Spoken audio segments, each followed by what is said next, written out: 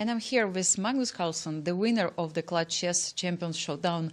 Congratulations, Magnus, on this victory. And I will throw you to the studio back to Maurice because he would like to ask you a few questions. There's so many great people here to talk to you, Magnus. But first of all, congratulations on a fantastic performance. You came in today after hearing from you yesterday that you weren't very happy with your play. Were you satisfied with your play today? Yeah, I was a lot happier today. You know, there's still things here and there that I'm not super happy about, but it was there was more flow, and I felt that I was kind of more on top of things and not missing as many tricks. So yeah, today was a lot better, and that feels really good to end on a high note and to actually be able to win convincingly in the end. Speaking of which, Magnus, you blew up my format. You know, you're supposed to. This is supposed to be playing until the end and very last games count, and you did it with 2 rounds to spare, man. What the heck? Yeah, I mean that's of course unfortunate in terms of the excitement. But I think when you win 10 out of your first 16 games, it's not a shock. Magnus, it started incredibly well for you. The first game against Gukesh, you got to this position that I have on the board, and you came up with a move. I saw bishop f4 from your game with Gukesh, the first game that you played, and you forced him to play knight h1, and I thought that was great. And, well, you just played fabulous the first 4 rounds. It just looked like you're going to do a perfect sweep. Yeah, it was definitely quite similar to my game against him in Norway chess, and I was thinking about it during the game that if I blow this one, then I don't know what to do.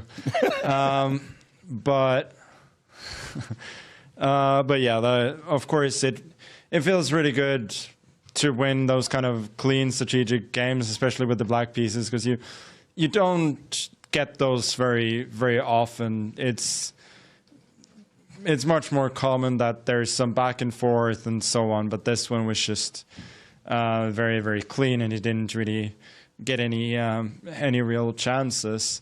And then the match against Fabi, I think, was somewhat affected by the fact that he really had to win. So in the first game, of course, he plays an opening that is maybe not the choice he would normally play, but somewhere where he could keep a little bit of tension on the board.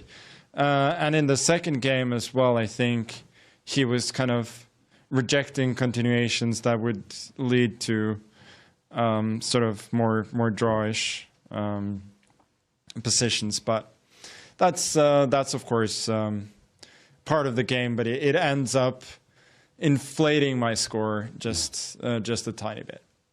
Now, Clutch Chess Champion, aptly named, as you came up a clutch on day number 3. We heard you pretty vocal through the first 2 days about your frustration with, as you put it, your lack of control over the games in general. How do you reflect now, coming out of day 3 and the performance that you put in? What changed for you that allowed you to have this kind of control here on day 3? I honestly think it was mainly just getting a few days of practice here, playing against the best in the world, and also getting a few days of good sleep and rest after traveling. I think that helped a lot. And yeah, when I feel good and I'm rested, I usually play quite well. So. I think that was more or less it. That was the main reason why it went better today. One last question for you, Magnus. You were not on daddy duty, so you get to sleep a little bit more. You got that rest. But the meaning of being in this kind of competition, I mean, you know, we talk basketball, you and I know your passion for the game, and to have the top players show up. You know, you invite KD and LeBron and Steph Curry and Luka Doncic and say, let's have it out. How did it feel for you that this was that kind of top of the line, elite players, as opposed to having anyone else in the field? No, it always feels really good. Especially when I haven't played for a while, I'm always like a little bit uncertain as to how I stack up.